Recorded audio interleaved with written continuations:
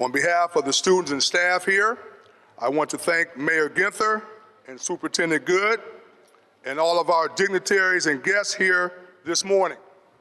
We want to thank you for coming to our school, talking to our bright young men and women. Here at Linden McKinley, we work to build a school-wide climate of successes for our students, as well as our teachers and staff. Also to create a culture that promotes respect, positive behavior, and engaged communication. We are fortunate to have so many people in our district and our community that support our efforts. And this commitment to empowering all of our young people with access to the resources and support they need starts at the very top of our district with our Board of Education and our superintendent. I'm honored to introduce our Columbus City Schools Superintendent, Dr. Dan Good. Good morning. Once again, good morning. Thank you, Principal Bland. Your work here at Linden McKinley has truly been impactful on developing and maintaining that positive school culture and climate. And I thank our Panthers here this morning. Let's give a round of applause to the students.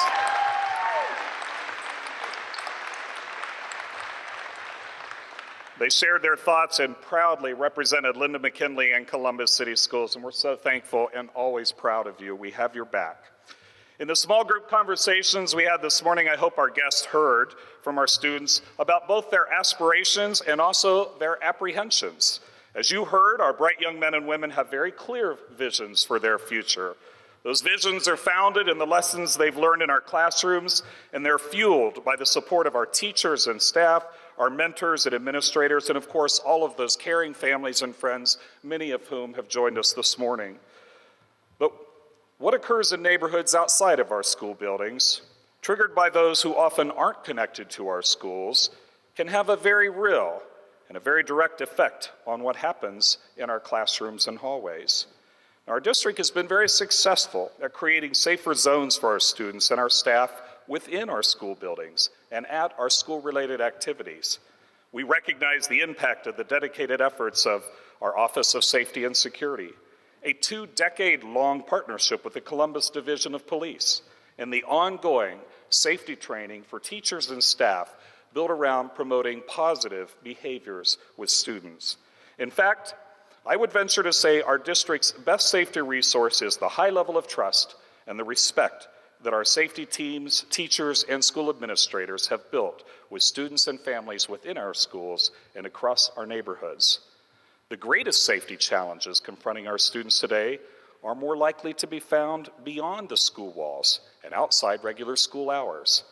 As I shared at the State of the District event earlier this year, too many lives of current or former students have been violently taken since the beginning of this school year, often in circumstances late at night or in places that students shouldn't be. This is alarming and it's heart-wrenching. And we must say, as a community united in one voice, no more. More importantly, we must act. Spring break is fast approaching for our students, a time when our city's children and the young adults won't have the daily structured safety of school buildings and classroom activities to rely on. So it's incumbent on all of us, our partners in the community, at City Hall, the schools, neighborhood organizations, parks and rec facilities, the nonprofit providers, and local businesses as well, all of us, to help us afford our students a safe spring break by offering activities and support during those 10 days. Already this morning, if you participated in the student conversations, you heard their ideas. This one surprised me the most. Many asked for tutoring at the Columbus Metropolitan Libraries to prepare for the state standardized tests that occur the week they return. Who would have thought? But they've also asked for open houses at the colleges and universities during those 10 days. They've asked for sponsored activities such as bowling or trips to the movies. And after all of those things, other opportunities that already occur at parks and recreation centers. And then we had partners come forward, like the Easton Foundation. Ben Carson said, tell me what we can do. We stand ready to support those activities. Radio One said, tell me what we can do. If we can help advertise those activities, we're all in. Kappa Alpha Psi said, "We stand prepared to help the young men in our community." So we need all of our partners. We hope these 10 days will be just the start, just the beginning of a coordinated year-round effort to further empower the communities and the local organizations around our schools to help extend those safe zones and reduce incidents of violence while increasing additional supports and intervention opportunities for all students. Our Board of Education, represented here today by Vice President Cole and board members Eric Brown and Shauna Gibbs, voted last night on a resolution to pledge our district to promote and support comprehensive, coordinated, and collaborated community strategies to prevent and reduce all violence. We are here to continue being a good partner, working shoulder to shoulder for these 10 days at spring break and every day thereafter, because we believe our students and the limitless potential they each possess are our city's most valuable resource. Together, we can empower all of our young people with access to the resources, support, and guidance they need to learn in a safe, effective environment, develop their talents, live healthier and productive lives, and reach for a brighter future. Thank you.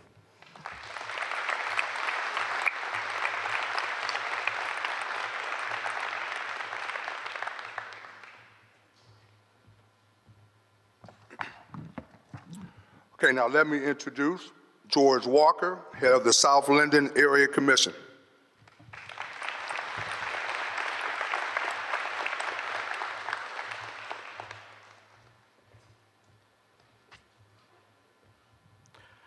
Good morning, Linden.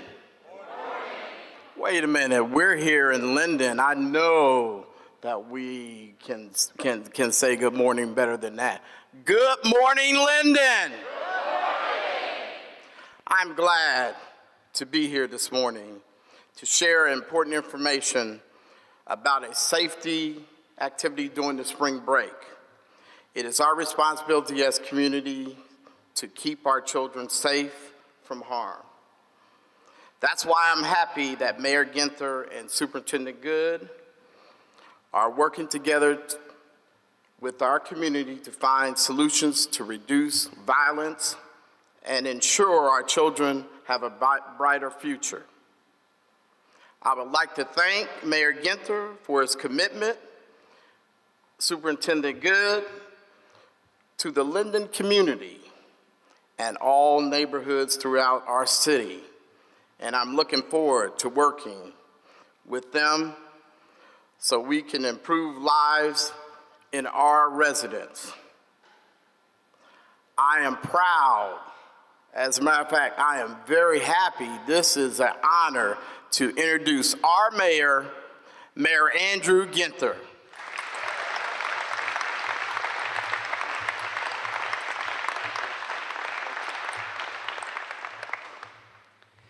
Good morning, and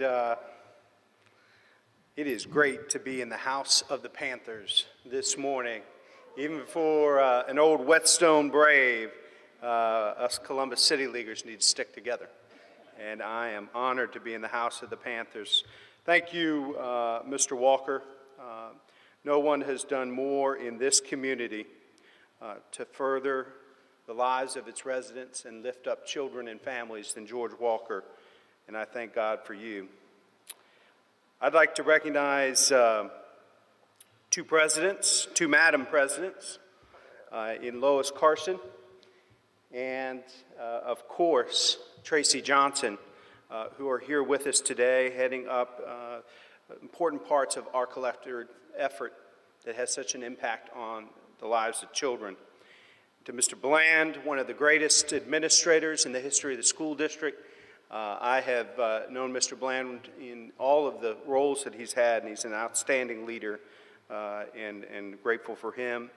Dr. Good, couldn't ask for a better partner on behalf of kids in this community, and appreciate him.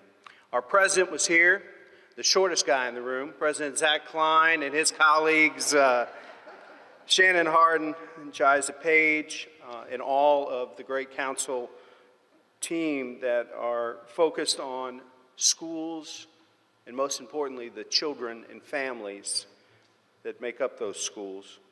Our partners at the County Commission, because they make critical investments in youth programs for children throughout our county and right here in Linden.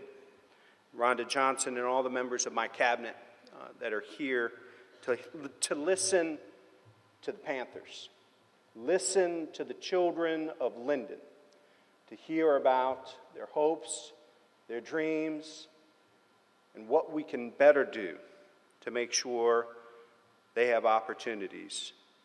Most of all, I want to thank the great residents of Linden. Linden is one of Columbus' oldest and greatest neighborhoods, but it's got its challenges.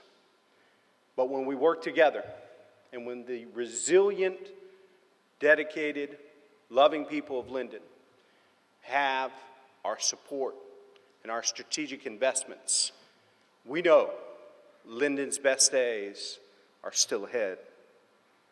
I'd like to acknowledge Pat Lisinski from the best library system in America, Columbus Metropolitan Library, that's here, as well as, in my humble opinion, the best police chief in all of America, Kim Jacobs, as well. You know, our police force works hard to make our neighborhoods safe. We've increased patrols when schools are released to make sure that children are safe on their way home. Gang units are sharing information with patrol about gang involvement, shootings, targeting areas where they hang out in, and those leaders of those gangs.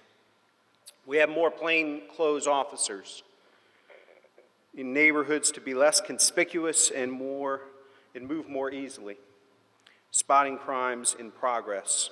We have seized guns, arrested gang members, and executed search warrants. All of this has worked. Overall violence has been reduced in the Linden area in the past 8 weeks, but the loss of innocent life of some of our youngest residents in recent weeks is a stark reminder of the work we have left to do as a community to keep our community safe. Our schools are safe places, thanks to the good work of our school district and police. Next week starts spring break, so we need to provide youth with safe spaces, as well as activities outside of our schools, but in our neighborhoods, to help them grow. We're happy to announce the following spring break safety initiatives. In addition to regular hours, recreation centers in Linden, Beatty, Barrick, Barnett, Adams, and Dodge will have extended hours from 7 p.m. to 11:30 p.m.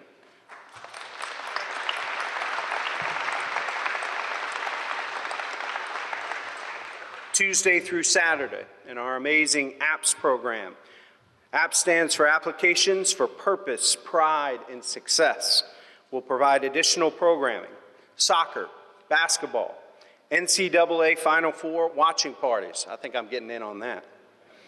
And some fantastic ways. We heard art and ways for our young people to express themselves will be another important part of that work. I'm excited to announce a new partnership with Radio One. Where's Radio One at? There they are. Ray and the great team at Radio One, which will offer multiple pop-up parties at our rec centers during spring break. The first one will take place right here in Linden after early release on March 24th. I've got it on the calendar. We're going to make it happen. We know school provides food to many students during the school year, and we want to continue that over spring break. We will have food available at those 6 recreation centers with extended hours that we discussed. And the Columbus Metropolitan Library is offering spring break programming too. Reading programs for children in kindergarten through grade 3, college prep workshops for kids in 8th grade through high school, college prep workshops for high schoolers,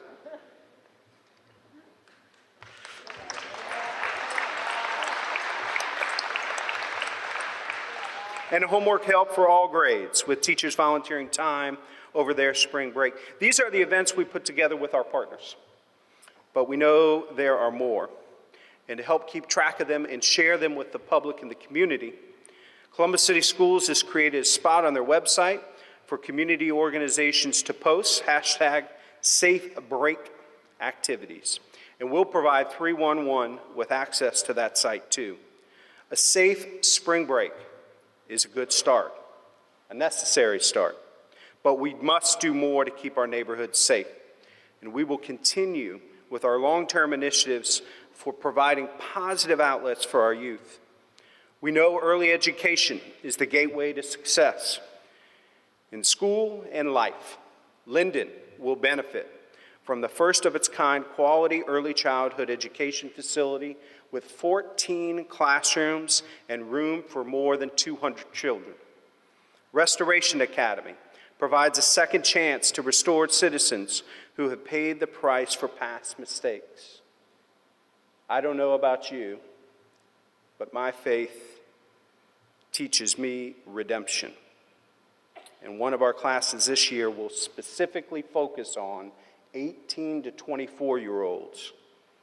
We're going to have a robust summer youth employment initiative to help young youth and young adults secure paid summer internships and employment. We heard that over and over and over again.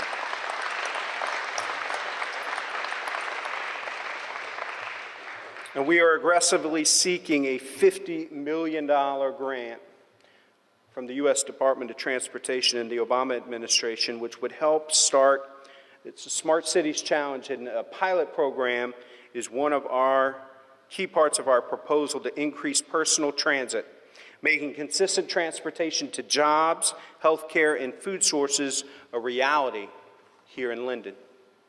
We all must strive to make our neighborhoods and our children safe.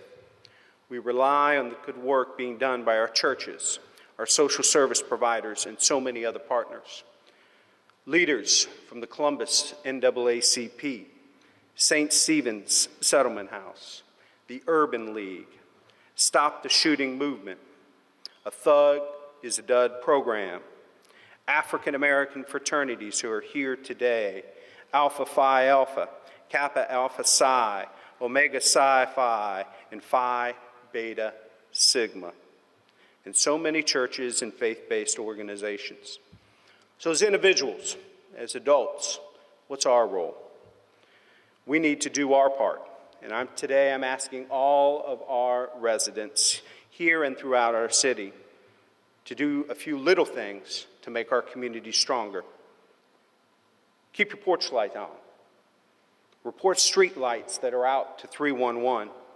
See something, say something. Report criminal activity and suspicious activity to police. Participate in your neighborhood block watch, and if one doesn't exist, start one. Get to know your neighbors. And if you belong to a place of worship, determine what programs and activities you can offer to help kids safe and productive. And finally, but probably most importantly, be a mentor. Think of all 50,000 children within the Columbus City Schools. In addition to their family and their friends, had one adult who was personally committed to that child's success. The last time I checked, there are 843,000 people living in the city of Columbus. We need 50,000 adults to step up and make that a reality. And to the young people, we've listened to you here today. We appreciate your willingness to share your personal experiences and the impact that violence has had on your lives. But know this, you are very, very precious in the eyes of your city, your school district, and your community, and we will not let you down. Thank you all for being here today.